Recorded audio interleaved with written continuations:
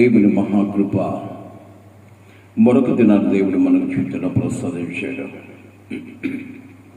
ఈరోజు ఎంతోమంది ఈ లోకాన్ని విడిచి, అనేక మందిని విడిచి దేవుని సన్నిధికి చేయని వాళ్ళు ఎంతోమంది లేకపోలేదు. ప్రేమను వల్ల ఈ దినమైతే దేవుని జ్ఞాపకాల్లో మనం ఉన్నాం కనుక దేవుడు మర్చిపోక మరొక దినాన్ని దేవుడు మనకు ప్రసాదించాడు. దేవుని స్తోత్రం. హల్లెలూయా. అందును బట్టి దేవుడు మహిమ, మన పట్ల ఆయన ప్రేమ విస్తారంగా ఉంది కనుక మనము విడిచిపెట్టిన వారమై ఆయన జ్ఞాపకాల్లో ఉన్నాం. దేవుని స్తోత్రం. ఏమిచ్చి కూడా ఆయన రుణాన్ని మనం తీర్చలేము. ఆయన కోరుకునేది ఏంటి? మన ద్వారా దేవుడు మహిమపరచబడాలి, మన ద్వారా ఆయన మహిమపరచబడాలి. అదే కోరుకున్నాడు ఆయన. అందును బట్టి నీకు సమస్తము కలుగు చేస్తూ, నీ ప్రతి అవసరాన్ని తీరుస్తూ, నీ ఆవేదన తొలగిస్తూ, నీవు ఎల్లవేళలా సంతోషము సమాధానంగా ఉండాలని కోరుకున్నా దేవుడు నీ పక్షమని ఉన్నాడని గుర్తిరగాలి. ఈరోజు అనేక మంది ఏంటో నా పరిస్థితి, ఏంటో నా కుటుంబ విధానం ఇలాగైపోయింది, దేవుడు మర్చిపోయాడేమో, దేవుడు ఉన్నాడా లేదా అని అనుకుంటూ ఉంటారు. ఒకనొక దినాన దావీదు ఒక పట్టణానికి వెళ్ళాడు. దావీదు రాజుగా అభిషేకించబడిన తర్వాత తన స్నేహితులతో కలిసి అలాగే వెళుతున్నప్పుడు దేవుని స్వరం వినబడుతుంది దావీదుకి. దావీదు, నా కుమారుడా, అదిగో ఎదురుగా కనబడుతున్న ఆ పట్టణానికి వెళ్ళు. ఆ పట్టణం మీద శత్రువులు దాడి చేస్తున్నారు. ఆ పట్టణం మీదకి వస్తున్న వారిని యుద్ధం చేసి వాళ్ళని తరిమి కొట్టమన్నాడు. దావీదు అక్కడికి వెళ్ళేటప్పుడు తన స్నేహితులతో కూడా అందరూ దావీదును చూసి పారిపోయారు. ఎందుకంటే దావీదు బలాఢ్యుడు. అంటే దావీదు బలం ఎవరో తెలియదు, కానీ దావీదు బలాఢ్యుడు. దావీదు గొలియాతుని చంపిన వ్యక్తి మనమెంత అనుకుంటూ వాళ్ళు పరిగెత్తు ఉన్నారు. ఎందుకు ఆ పట్టణంలోకి వెళ్ళాడు? ఆ పట్టణంలో ఎవరికి ఏ ఇబ్బంది కలగకుండా దావీదు కనుగొన్నాడు. దావీదు ఆ పట్టణంలో ఉంటే ఆ పట్టణం యొక్క అధికారులు సౌలుకి వర్తమానం పంపించాడు. నువ్వు చంపాలనుకున్న దావీదు మా పట్టణంలో ఉన్నాడు, నువ్వు త్వరగా వచ్చి చంపేసి నీ కోపం తీర్చుకోమని చెప్పేసి సౌలుకు వర్తమానం పంపించాడు. ఆ వార్త విన్న దావీదు దేవుని సముఖంలో మొరపెడుతున్నాడు. ప్రభువా యెహోవా, సౌలు ఇక్కడికి వస్తాడా? సౌలు నన్ను చంపుతాడా? ఇలాగ ప్రార్థిస్తూ ఉంటే సౌలు ఇక్కడికి వస్తాడు, నేను చంపుతాడు. మరి నా పరిస్థితి ఏంటి? ఈ పట్టణానికి నేను న్యాయం చేసి అన్యాయం చేయలేదే. మరి ఈ పట్టణస్తులు ఎందుకు ఎలాగా అంటే ప్రేమను వల్లరా, కృతజ్ఞత లేని మనుషులు. ఎదుటివాడు సహాయం అయితే పొందుతారు, కానీ వాడు చేసిన మేలుకి కృతజ్ఞతలు చూపించడం. అలాంటి కృతజ్ఞత లేని మనుషులు దావీదు, నువ్వు మేలు చేసావు, నీ కీడు చేయడానికి ఇష్టపడ్డాను. ప్రేమని వల్లరా ఈరోజు అనేక మంది క్రైస్తవులు దేవుని బిడ్డలుగా పేరు పొందుతున్న మనము దేవునికి ఎలాంటి కృతజ్ఞత కలిగి ఉన్నామో ఆలోచించాలి. ప్రతిదినము దేవుని దగ్గర నుంచి ఆరోగ్యమును, ఆశీర్వాదమును, ఆయుష్ను సమస్తం ఆయన దగ్గర పొందుతూ ఉన్నాము. కానీ ఎలాంటి కృతజ్ఞత చెల్లిస్తున్నాం? అన్నీ అనుభవిస్తున్నాం, కానీ మనస్సానుసారంగా మనం బతకడానికి ఇష్టపడుతున్నాం. అందుని బట్టి దేవుడు మహిమపరచబడుతున్నా, ఆవేదన పడుతున్నాడో గుర్తెరగాలి. ఈరోజు ప్రతి మనిషి కూడా దేవుడి దగ్గర నుంచి ప్రతి ఆశీర్వాదం అనుభవించకపోతే మనిషి లోకంలో జీవించలేడు. గమనించగలగాలి. దేవుడు నీ పక్షాన ఉన్నాడు కనుక నువ్వు ఇంకా బ్రతుకున్నావు అనేది ఆలోచించాలి. నిద్రలేసి నీకేమేమి కావాలో, నీ చేతులు ఏది అవసరమో ప్రతి అవసరం ఆయన నామాలు తీర్చబడుతుంది కనుకనే నువ్వు క్షేమంగా ఉన్నావని గుర్తెరగాలి. ఇన్ని చేసినా కూడా కృతజ్ఞత అనేది మన చేతుల్లో కనపడడం లేదు. అందుకో దావీదు అంటాడు, దావీదు తన చేతుల్లో గొర్రె కాపరి కొన్న దావీదుని జ్ఞాపకం చేసుకొని కనుకొని రాజుగా అభిషేకించి సింహాసనం మీద కూర్చుని పెట్టిన తర్వాత దావీదు తనకిచ్చిన గొప్ప ధన్యత, తన కృపను చూసి దేవుడిని ఏమంటారు తెలుసా? యెహోవా దయాళుడు, ఆయనకు కృతజ్ఞతాస్తుతులు చెల్లించుని, ఆయన కృప నిత్యము ఉండని 107వ కీర్తన అంటాడు. యెహోవా దయాళుడు, ఆయన దయ ఎడతెగక మన మీద నిలిచినట్లు ఆయన కనికరము చొప్పున మనం బ్రతికే వాళ్ళగా ఉండాలని దావీదు మాట్లాడుతాడు. ఈరోజు ఎలాంటి కనికరాన్ని మనం చూపించగలుగుతున్నాం? ఎలాంటి కృతజ్ఞత కలిగి జీవించడానికి ఇష్టపడుతున్నాం? దేవుడు లేకుండా మన చేతుల్లో మనం ఏం చేయలేము. నాకు ఎరిగిన సత్యం ఏంటంటే, దేవుని చిత్తం లేకుండా నా చేతుల్లో ఏం జరగదు. నేను ఏది కూడా దేవుని చిత్తానికి లోపడతాను, కానీ నా సొంత ఆలోచన ప్రకారం నేను లోపడను. నాకంటే సొంత ఆలోచన కలగొచ్చు, కానీ అవన్నీ వ్యర్థమని నేను ఎరిగాను. గనుక ఏదైనా సరే నా చేతిలో నా దేవుడు ఆలోచిస్తున్న నా బ్రతుకులో అన్ని కార్యాలు జరుగుతాయని నన్ను నేనుగానే సమర్థించుకుంటూ దేవునికి నమ్మకంగా బ్రతకడానికి ప్రయాసపడుతూ ఉంటాను. ఎందుకో తెలుసా? ఇప్పటి వరకు అనుభవించిన ప్రతి అనుభవం, ప్రతి ఆశీర్వాదం కూడా ఆయన నా చేతులు కలుగు చేసిందే. దేవుని స్తోత్రం. ఈ రోజు వరకు ఆయన కలుగు చేస్తేనే ఇంతవరకు నేను బ్రతుకున్నానంటే నా ఉద్దేశం. ఈరోజు మీ యొక్క ఆలోచన ఎలాగందో తెలియదు, కానీ ప్రయాసపడాలి, అది చెయ్యాలి, ఇది చేయాలి అనుకుంటున్నావు. ఎంత ప్రయాసపడ్డా ప్రభు సహకారం లేకుండా, సహాయం లేకుండా నువ్వెంత ప్రయాసపడ్డా ప్రయోజనము లేదు. గుర్తెరగాలి. ఒక మాట నాకు చాలా ఇష్టం. నీ కష్టం మీద యెహోవా కనుదృష్టి పడగా అది 100 ఫలిస్తుంది అంటాడు. నీ కష్టము కొద్దిమే కావచ్చు, నీ కష్టము కొంచెం ఉండొచ్చు, కానీ దేవుని కనుదృష్టి నీ కష్టం మీద ఉన్నప్పుడు అది విస్తారంగా దీవించబడుతుందట. దేవుని స్తోత్రం. హల్లెలూయా. గనుక నీ ప్రయాస ఎట్టి పరిస్థితులు కూడా వ్యర్థమ కానివ్వడు నా దేవుడు. ఎట్టి పరిస్థితులు కూడా నీ ప్రయాసను వ్యర్థపరిచి నిన్ను కన్నీటిమయం చేస్తే కాదు. నీ కన్నీరు తొడవగలిగిన సమర్థుడు నా దేవుడు. దేవుని స్తోత్రం. నీ కన్నీటి వెనకాల కారణాన్ని వెతకగలిగిన వాడు నా దేవుడు. కన్నీరు తుడిస్తే మరలా కొన్ని సందర్భాల్లో కన్నీరు వస్తుంది, కానీ దేవునికి ఉన్న గొప్ప గుణం ఏంటో తెలుసా? నీకు కన్నీరు దేని ద్వారా వస్తుంది దాన్ని వెతికి దాన్ని తొలగించి తర్వాత నీ కన్నీరు తొడవడానికి ఇష్టపడతాడు. దేవుని స్తోత్రం. దేవునిలో ఉన్న మన చేతిలో దేవునికి ఉన్న గొప్ప ఆలోచన ఏంటో తెలుసా? నీవు కంట తడి పెట్టడం దేవుడు ఎన్నడూ చూసి సహించే దేవుడు కాదు.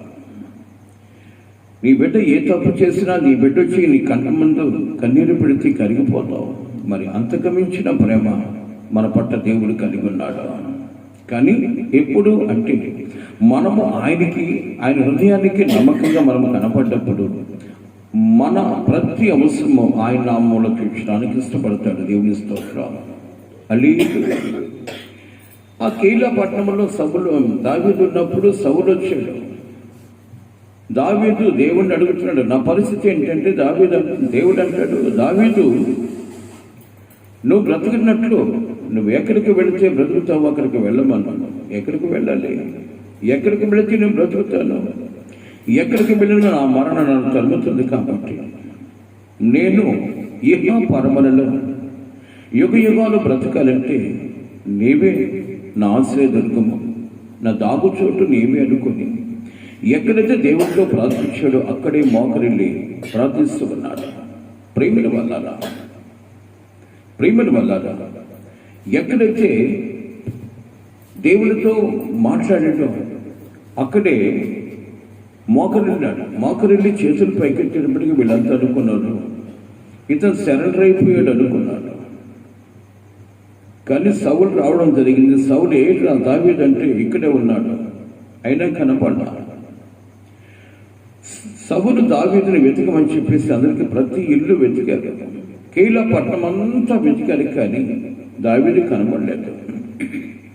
తప్పించుకొని వెళ్ళిపోయాడని చెప్పి సౌలు వెళ్ళిపోయిన తర్వాత ఆ పట్టణస్తులు అనుకున్నారు, దావీదు ఏమయ్యాడు? ఈ స్థలంలో ఉన్న దావీదు ఏమయ్యాడు అంటే ఎక్కడైతే మోకరిల్లాడో అక్కడే నిలబడి అక్కడి నుంచి పైకి లేస్తూ ఉంటే అక్కడి జనం అనుకున్నారట, తన నమ్ముకున్న దేవుడు ఆపద సమయంలో ఆదుకున్నాడు. ఆమేన్. దావీదును చూసి ఆశ్చర్యపడిపోయాడు. ఇప్పటి వరకు మరుగు చేయబడ్డ కారణం ఏంటి తెలిస్తే, తన దేవుడే తను మరుగు చేస్తాడు. ఆపద సమయంలో ఆదుకోవడానికి తన చేతులకి దేవుడు నిలబడ్డాడు. అందుకే దావీదు ఒక మాట అంటాడు, చూద్దామా? కీర్తనకారుడు దావీదు రాజు రాస్తాడు, 18వ కీర్తన 16వ వాక్యం. ఉన్నత స్థలము నుండి చేయి చాపి ఆయన నన్ను పట్టుకొని. చూడండి, ఉన్నత స్థలము నుండి చేయి చాపి ఆయనను పట్టుకున్నాడు.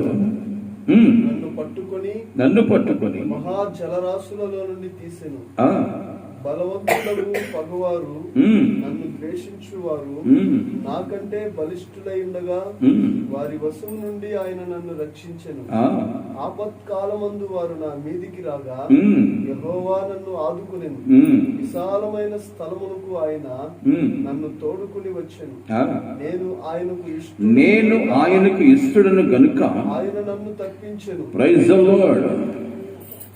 నేను ఆయనకి ఇష్టడను గనుక ఆయనను తప్పించాడు. ఆపద స్థలములో, ఆపద సమయములో ఆయన నన్ను తన విశాలమైన స్థలములకు తోడుకుని వెళ్ళి నన్ను భద్రపరిచి బలపరిచి ఆయన నాకు రక్షణ భాగ్యాన్ని కలుగు చేశాడు. ఆపద నా మీదకి పొంచి ఉన్నప్పుడు తన హస్తాన్ని చాపి నన్ను తన భద్రపైన స్థలములోనికి నడిపించగలిగిన సమర్థుడు. ప్రేమిడి వల్ల చూడండి, దావీదు నా బలము, నా బలగము, నా ఆస్తిపాస్తులు, నా అందచందాలు దీన్ని బట్టి నేను తప్పించబడ్డాను అని చెప్పట్లేదు. దీనికి అందరికీ కారణము నేను ఆరాధిస్తున్న నా దేవుడే. ఈరోజు నాకు ఆపద వచ్చింది. సౌలు నేను కంటపడితే నన్ను చంపేస్తాడు. కానీ సౌలుకి మించిన బలము నాకుంది. యెహోవాయే నా బలమై ఉన్నాడు. సౌలు నాకు శత్రువు. ఒకనొక దినాన సౌలు గురించి నా ప్రభు నాతో మాట్లాడిన మాట, నాకు వాడా దావీదు, నీ శత్రువుని సౌలుని చేతికి అప్పగించినాను, చంపేయమన్నాడు. కానీ నా దేవుడు చెప్పాడు కదా అని చెప్పేసి నేను పరిగెత్తి చంపడానికి ఇష్టపడలేదు. నాకన్నా ముందు సౌలు అభిషేకించబడిన వ్యక్తి కనుక నేను ఆయన ఏం చేయకూడదన్న మనసు నాకు తోచి ఆయన పై వస్త్రాన్ని కోశాను, కానీ తనకు హాని కలుగు చేయలేదు. ఎందుకో తెలుసా? నేను పాపము చేసి దేవునికి ఆయాసకరంగా బ్రతుకుడి కంటే పాపము చేయకుండా తప్పించుకోవడం మేలనుకొని నేను ఇంతవరకు తప్పించుకొని తిరిగాను. నా చేతులు సౌలు పెద్ద లెక్కేం కాదు. కానీ నన్ను సృజించిన వాడు సౌలును సృజించాడు. ఇరువురు కూడా యెహోవా ఉద్దేశపూర్వకంగానే సృజించబడ్డ మానవుడు గనక ఆయన ప్రేమ పొందిన మొదటి ప్రేమికుడు సౌలు. కానీ దాన్ని స్థిరపరుచుకోలేక, దేవుని యొక్క ప్రేమను నిలబెట్టుకోలేక, తన సొంత ఆలోచన ప్రకారము దేవునికి దూరం చేయబడ్డాడు. దేవునికి ఆయాసకరంగా మార్చబడ్డాడు. అందును బట్టి సౌలును చంపి నా చేతులకి రక్తం అంటకుండా ఉన్నట్లు నా చేతులు పరిశుద్ధంగా మార్చబడాలని కోరుకున్న నేను సౌలుని చంపడానికి ఇష్టపడలేదు. నేనైనా తప్పించుకొని తిరగడానికి ఇష్టపడ్డాను. ఎందుకో తెలుసా? నేను సౌలు చంపితే నేను పాపినైపోతాను. నన్ను సౌలు చంపిన అతను పాపం చేసిన వాడు అయిపోయింటాడు. కాబట్టి నా ద్వారా అతనికి కానీ అతని ద్వారా నాకు కానీ ఇబ్బంది కలగకుండా ఉన్నట్లు దేవుని నామములో నేను దాచబడుతూ, దూరం చేయబడుతూ, పాపానికి దూరంగా పరిగెత్తూ ఉన్నాను. ఎందుకో తెలుసా? నేను ఆయనకి ఇష్టడై ఉన్నాను గనక నన్ను తప్పిస్తూ వచ్చాడు. దేవుని స్తోత్రం. హల్లెలూయా. నేను ఆయనకి ఇష్టడని గనక నేను పాపము చేయకుండా, నా ద్వారా ఎదుటివాడు పాపము చేయకుండా నన్ను పవిత్రుడైన దేవుడు తన విశాలమైన స్థలములో దాచి నన్ను భద్రపరిచాడు. ప్రేమిడి వలన ఈరోజు నువ్వు ఏ స్థితిలో ఉన్నావు ఒకసారి ఆలోచించాలి. ఇంతవరకు నీవు నేను దాచబడి ఉన్నాము, ఇంతవరకు భద్రపరచబడి ఉన్నాము, ఇంతవరకు సజీవులంగా ఉన్నాము అంటే కారణం ఏంటి? నీ పట్ల దేవునికి ఉన్న అపారమైన ప్రేమ అని గుర్తెరగాలి. నువ్వు ఏ స్థితిలో ఉన్న ఆదరించబడుతున్నావు అంటే కారణం ఏంటి అంటే ఏదో ఒక దినానికి నా మాట వాళ్ళ హృదయములను చొచ్చుకొని వాళ్ళ హృదయ కల్మషము తొలగించి హృదయ పరివర్తన చెంది నా వైపు తిరగతారన్న ఆలోచన కలిగిన దేవుడు మన మీదకు వస్తున్న ప్రతి ఆపద నుంచి దూరం చేస్తూ వచ్చాడు. దేవుని స్తోత్రం. ప్రతి ఆపద నుంచి దూరం చేస్తూ వచ్చాడు. ఎందుకో తెలుసా? నీ పట్ల ఆయనకున్న అపారమైన ప్రేమ. ఆయన ప్రేమ మన పట్ల ఎడతెరి కనుక నిలుస్తూ ఉంది. అందుకే దావీదు అంటాడు, నన్ను విశాలమైన స్థలమునకు ఆయన తోడుకొని వచ్చెను. నేను ఆయనకు ఇస్తున్న గనుక ఆయన నన్ను తప్పించను. నా నీతిని బట్టి యెహోవా నాకు ప్రతిఫలమిచ్చును. దేవుని స్తోత్రం. చదువునైనా నా నిర్దోషత్వమును బట్టి నాకు ప్రతిఫలం ఇచ్చాను. చాలు. నా నీతిని బట్టి నాకు ప్రతిఫలం ఇస్తూ వచ్చాడు నా దేవుడు. ప్రేమిడి వల్ల నీ నీతి నువ్వు కాపాడుకున్నప్పుడు ప్రతిఫలాన్ని తప్పకుండా ప్రభు నీ చేతులకి ఇవ్వడానికి ఇష్టపడతాడు. ఒక చిన్న మాట చెప్పినాను. ఒకనొక రోజు దావీదుతో దేవుడు చెప్పాడు, నీ పురము, నీ పట్టణము, నీ రాజ్యము క్షమము కలిగి ఉండాలంటే మనసము నీ మధ్యలోకి రావాలి. ఆ మనసాన్ని తీసుకురమ్మని చెప్పి దావీదుకు చెప్పాడు. దావీదు బయలుదేరి మనసు తీసుకురానికి పోయేటప్పుడు దావీదుకు ఒక మాట చెప్పాడు. దావీదు దాని మోతకర్రల మీద దైవ సేవకుల ద్వారానో దేవుని ద్వారా ప్రత్యేకించబడిన బిడ్డల ద్వారా దాని మోతకర్రల మీద తీసుకోరా. లేవీయులతో మరి దైవజనులతో ఆ పంచి మనిషి చెప్పాడు. మంచిదే, దేవుడి మాట విన్నాడు దేవుడు. దావీదు ఆ ప్రాంతానికి వెళ్ళాడు.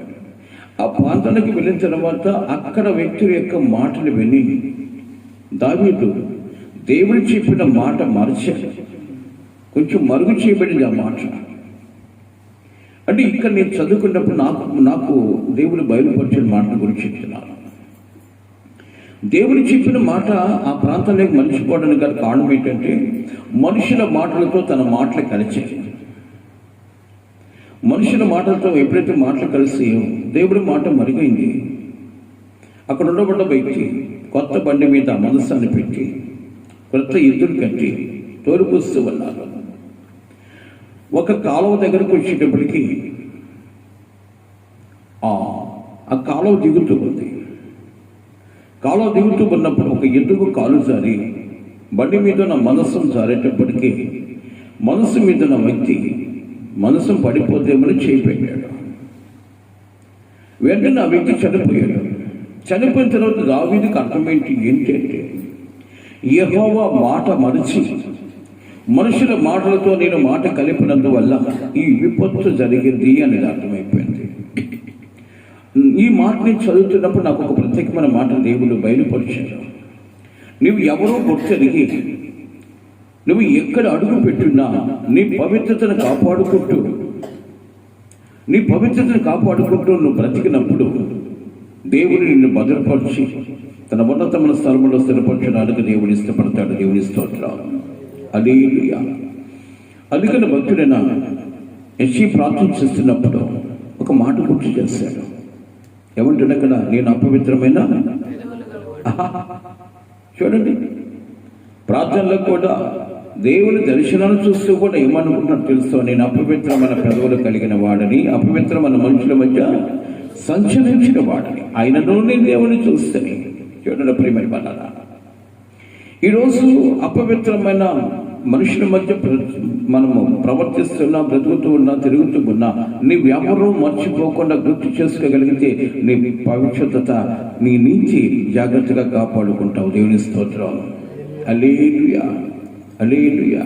కాబట్టి ప్రియమైన వాళ్ళారా, దావీదు దేవుని మాట ఎప్పుడైతే కాస్త మరిచి లోకస్తుల మాటలో వంత కలిపాడో, అక్కడికి వచ్చిన తర్వాత నా కోరు కళ్ళం దగ్గరకు వచ్చిన తర్వాత వాగులు దిగేటప్పటికి ఎందుకు కాలు జారింది, బండి మీద ఉన్న మనసం ఒరిగింది, మనసు మీద వ్యక్తి పట్టుకున్నాడు, పట్టుకున్న వ్యక్తి వెంటనే చనిపోయాడు. ఇక్కడ మనం తెలియాల్సిన మాట ఏంటంటే, యెహోవా మాట మీరిన ప్రతి వ్యక్తి మరణానికి పాత్రుడై ఉంటాడని ఈ మాటకు అర్థం. దావీదుకి అర్థమైపోయి ఇక్కడి నుంచి పొలములకు వెళ్ళేటప్పటికి ఎంతమంది చనిపోతారని భయపడ్డ దావీదు ఆ మనసాన్ని ఇక్కడ ఎవరింట్లో పెడితే బాగుంటుంది అనుకున్నాడు. అక్కడ ప్రక్కన కనబడుతుంది ఒక క్రైస్తవుడు, గిద్యోనైన ఓబేదెదోము ఆ కుటుంబంలో ఈ మనస్సాన్ని పెట్టాడు. అప్పటి వరకు ఈ ఓబేదెదోము కూడా మనలాగే ప్రభువానికి స్తోత్రం, నాకు ఆత్రం, ఇదిగో పనికి వెళ్తున్నాను, నాకు కావలసిన సమకూర్చొని చిన్న ప్రార్థన చేసుకుని వెళ్ళేవాడు. ఎప్పుడైతే యెహోవా మనస్సము ఓబేదెదోము ఇంట్లోకి వచ్చిందో ప్రార్థన మరుపు మారింది. ఏంటా ప్రార్థన? భయముతో భక్తితో చేసే ప్రార్థన నిన్ను భద్రపరుస్తుంది, బలపరుస్తుంది, నీ ప్రతి అవసరాన్ని తీరుస్తుంది. దేవుని స్తోత్రం, హల్లెలూయా. కాబట్టి ప్రియమైన వాళ్ళారా, ఈరోజు ఎట్టి ప్రార్థన మనం చేస్తున్నామో అర్థం కావట్లేదు. ఓబేదెదోము కూడా అలాగే ప్రార్థన చేసుకొని పరిగెత్తుకుంటూ వెళ్ళేవాడు. ఎప్పుడైతే మనసు ఇంట్లోకి వచ్చిందో భయము ఒంట్లోకి వచ్చింది. మనసు ఇంట్లోకి వచ్చేటప్పటికి ఒంట్లోకి ఏమొచ్చిందంటే మరణ భయం వచ్చింది. ఈరోజు ఈ మనసు నీ ఇంట్లో ఉన్న నీ ఒంట్లో భయం ఉండట్లేదు. నోటుకు వచ్చినట్టు మాట్లాడుకుంటూ ఉంటాయి. ఇంట్లో భర్తను ఎలాగంటే అలాగ మాట్లాడటం, భార్యను ఎలాగంటే అట్లా మాట్లాడుతుంటాం, అసభ్యకరమైన పదజాలను మాట్లాడుకుంటూ ఇంట్లో ఉంటాం. నీ ఇంట్లో మనసు ఉందన్న ఆలోచన అయితే మర్చిపోతాం. టోటల్గా నువ్వెవరన్నది కూడా కొన్ని సందర్భాల్లో మర్చిపోతుంటాం. నీ నీతిలో కాపాడుకోవాలంటే నీ ప్రవర్తన ప్రభువుకి ఇష్టమైనదిగా ఉండాలని ప్రభు పేట కోరుకుంటూ ఉన్నాను. దేవుని స్తోత్రం, హల్లెలూయా. ఇంతవరకు ఓబేదెదోము ప్రార్థన ఎలాగుందంటే మనలాంటి ప్రార్థన, ఓబేదెదోము లాంటి ప్రార్థన మనం చేస్తున్నాం. ఎప్పుడైతే మరణ భయం, దేవుని భయం ఎప్పుడైతే ఓబేదెదోము ఒంట్లోకి వచ్చిందో ఆ దినం నుంచి ప్రార్థన మరుపు మారింది. ప్రభువా నా కుటుంబాన్ని బ్రతికించమని కోరుకుంటున్నాడు. ఏంటి ఆ బ్రతుకు? ఈరోజు మేము బ్రతుకున్నాం కదా, మన బ్రతుకు అంటే ఎలాగా అంటారేమో. శారీరక పరంగా బ్రతుకున్నామే కానీ ఆత్మీయ పరంగా చచ్చిన వారమై ఉన్నాం, దేవునికి దూరస్థులమై ఉన్నాం. ఈరోజు నీ ఏ బ్రతుకు కోరుకోవాలంటే ఆత్మీయంగా బ్రతకాలని కోరుకోవాలి, ఆత్మీయంగా బ్రతికించుకోవాలి. నీ ఆత్మ చనిపోకుండా నీ ఆత్మ వర్ధిల్లుచున్న ప్రకారం అన్ని విషయాలు సౌఖ్యము కలుగుంటామని కోరుకుంటున్నట్టుగా ప్రేమల వల్ల ఈరోజు నీవే ప్రార్థన చేయాలి అంటే, నేను చచ్చిన వాడి వల్లే ఉండకూడదు, నేను బ్రతికించబడాలి. ఏంటి బ్రతుకంటే ప్రభుత్వం కూడా బ్రతికే బ్రతుకు. ఓబేదెదోము ఏం కోరుకున్నట్టు నన్ను బ్రతికించు అని ప్రార్థన చేస్తున్నాడు. ఇక ఒకే ప్రార్థన, వేరొకటి లేదు. ఈరోజు మనం అది కావాలి, ఇది కావాలి, బిడ్డకి అది కావాలి, భర్తకి అది కావాలి, భార్యకి ఇది కావాలి, టోటల్గా పెట్టాలి లిస్టు. ఏమంటే ప్రొడ్యూసర్కి పెద్ద లిస్ట్ రాసుకొని పోతాం కదా, పెళ్ళిళ్ళకి రాసిన కొన్ని కార్యకలాపాలకి రాస్తున్న పెద్ద లిస్ట్ ఒకటి. ఆ లిస్టుతో ప్రార్థిస్తాం. ఈ లిస్టు పెట్టి దేవుని ముందర ప్రార్థిస్తాం. ప్రభు అంటాడు, నీకేం కావాలో నాకు తెలుసు, మొదటిగా నా నీతిని రాజ్యాన్ని వెతుకు అన్నాడు. అవి ప్రక్కన పెడతాము, లిస్టు మటుకు చదువుతూ ఉంటాం దేవుని సముఖంలో. అందుకని ఏమి ఇయ్యాలో అర్థం కాక ఆయనకి ఏం పొందలేకపోతున్నాం, ఏమి ఇయ్యాలో కూడా అర్థం కావట్లేదు ఆయనకి. ఎందుకంటే పెద్ద లిస్టు కాబట్టి ఈ లిస్టులో ఏది అవసరమో, కానీ నీ అవసరమో దేవునికి తెలుసు కాబట్టి నీతిని రాజ్యాన్ని వెతకమన్నాడు. ఇప్పుడు ఓబేదెదోము ఏం వెతుకుతున్నాడు తెలుసా? బ్రతుకుని వెతుకుతున్నాడు. నన్ను బ్రతికించు, నా భార్యని నా బిడ్డను బ్రతికించు. నా హృదయంలో మరణ భయం పట్టుకుంది, నన్ను బ్రతికించమని ప్రార్థిస్తూ ఉంటే ఆ ప్రార్థన విన్న దేవాతి దేవుడు తన పని వారిని పంపించాడు. ఎవడో మొరపెడుతున్నాడు, బ్రతికించమంటున్నాడు. ఏంటో చూడండి అంటే, పని వాళ్ళు బ్రతకాలనుకుంటున్నాడు, బ్రతికే కోరుకున్నాడు, మరి ఏం అడగట్లేదు. అటైతే బ్రతికించండి, వాడు కోరుకుంది ఒకటే కాబట్టి బ్రతికించండి. వెంటనే పనివారం అంటాడు. ఆయన బ్రతకాలంటే చాలా కావాలి. వాడు అవేం అడగట్లేదు, బ్రతుకు కావాలనుకున్నాడు కాబట్టి బ్రతికించడానికి సమర్థుడు నేను వాడు ఎరిగి ఇప్పుడు నన్ను బ్రతికించమని కోరుకున్నాడు కాబట్టి బ్రతికించమని కోరుకున్నాడు కాబట్టి వాడు బ్రతకడానికి నేనేమేమి ఇయ్యాలో వాడికి తెలియదు. నాకు తెలుసు వాడు కోరుకున్నది బ్రతుకే. ఏం బ్రతుకు? నాతో బ్రతకాలని బ్రతుకే కోరుకున్న వాడు ప్రతి అవసరం నా నామూలు చేర్చబడాలి. కొట్టు చప్పట్లు కూడా ప్రేమల వల్ల ఈరోజు దేవునితో బ్రతకాలన్న ఆలోచన నీకు ఎప్పుడైతే కలిగి ఉంటుందో నీ ప్రతి అవసరము అడగక్కనే తీర్చడానికి దేవుడు వస్తాడు చూపుతాడు. కానీ ఈరోజు పెద్ద పెద్ద లిస్టులు మనము ఆయన ముందు పెట్టేసి నాకు అది కావాలి ఇది కావాలంటే ఏం కావాలో అర్థం కాక ఆయనకి ఏమీ చేయకుంటున్నాడు. నువ్వు ఏం కావాలి లోకములో? ఈ లోకములో పరలోకములో కూడా నువ్వు బ్రతకాలి, ప్రభుతో కూడా బ్రతకాలి. ఆ బ్రతుకు నిజంగా నువ్వు కోరుకుంటే నేను బ్రతికించడానికి బ్రతుకునేవే కాదు, కానీ బ్రతకడానికి నీ ప్రతి అంశాన్ని యేసయ్య నామములో తీర్చడానికి ఇష్టపడతాడు. దేవుని స్తోత్రం. హల్లెలూయా. ఏ స్థితి కలిగి ఉన్నావు బిడ్డ? ఎలాంటి జీవిత విధానం కలిగి ఉన్నావు? ఆయనకు నేను ఇష్టడను గనక నా ఆపద నుంచి తప్పించి తన కృపతో నన్ను నింపుతున్నాడని దావీదు అంటాడు. ప్రేమని వల్ల నీవు దేవునికి ఎప్పుడు ఇష్టడు అవుతావు అంటే నువ్వు నీతిని వెతికినప్పుడు, దేవుని కొరకు బ్రతకాలని కోరుకున్నప్పుడు, యుగ యుగాలు పరలోకములో ఆయనతో కూడా నివాసము చెయ్యాలని కోరుకున్నప్పుడు దేవుడు తప్పకుండా నీ ప్రతి అవసరాన్ని చేర్చడానికి ఇష్టపడతాడు. ఈరోజు ఏవేవో కోరుకున్నామో దేన్ని పొందలేకున్నామో దేవుని పట్ల విసుగు చెందుతున్న మనిషి తట. ఎందుకో తెలుసా? నువ్వు భక్తి పరురాలవే, ప్రార్థన పరురాలవే, కానీ నీ ప్రార్థన ఎట్టిది అంటే ప్రభువుని విసిగించేదిగా ఉండకూడదు. నీ ప్రార్థన ప్రభువుని మహిమపరిచేదిగా ఉండాలి. దేవుని స్తోత్రం. అలాంటి ప్రార్థనలు చేయగలిగినప్పుడు నీ ప్రతి అవసరం మీద యెహోవా కనుదృష్టి ఉంచి, నీ ప్రతి ఆశీర్వాదం మీద ఆయన కనుదృష్టి ఉంచి ఆశీర్వాదం విస్తారంగా చేయడానికి ఇష్టపడతాడు. అది ఉపేదేశం గురించి అంటాడు. అతనికి కలిగిన యావత్తును ఆయన ఆశీర్వదించినట్టు. దేవుని స్తోత్రం. ఉపేదేశము కలిగిన యావత్తును కూడా ఆశీర్వదించడానికి దేవుడు ఇష్టపడ్డాడు. ఎందుకో తెలుసా? ప్రార్థన ద్వారా దేవునికి ఇష్టడుగా మార్చబడ్డాడు. తన ప్రవర్తన మార్చుకున్నాడు కాబట్టి తన ప్రవర్తన మార్పును బట్టి ఆపదను తొలగించి ఆశీర్వాదంతో నింపి ఆయుష్నిచ్చి తన సొత్తుగా మార్చుకోగలిగిన సమర్థుడై ఉన్నాడు. అందుకే దావీదు అంటాడు, నేను ఆయనకు ఇష్టడను గనుక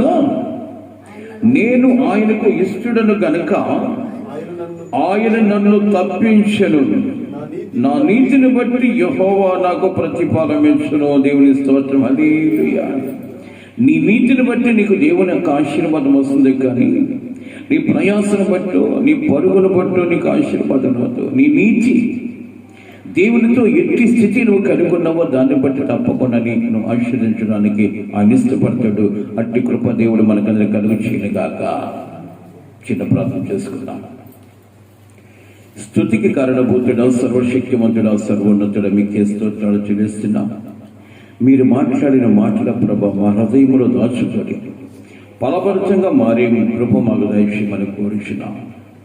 మేము ఎట్టి స్థితిలో ఉన్నామో ఎరిగిన దేవుడివి. ఆ స్థితి మీకు ప్రభ ఆయాసకరంగా ఉంటుందేమో. మా స్థితిగతులు మీకు ఆయాసకరంగా ఉండక మీకు మహిమార్థంగా మేము నిలబడ్డ సహాయం చేయమని కోరుచున్నాం. దావీదు అంటున్నాడు, ప్రభ నా నీతిని బట్టి నాకు యెహోవా ప్రతిఫలం ఇస్తున్నాడు అని.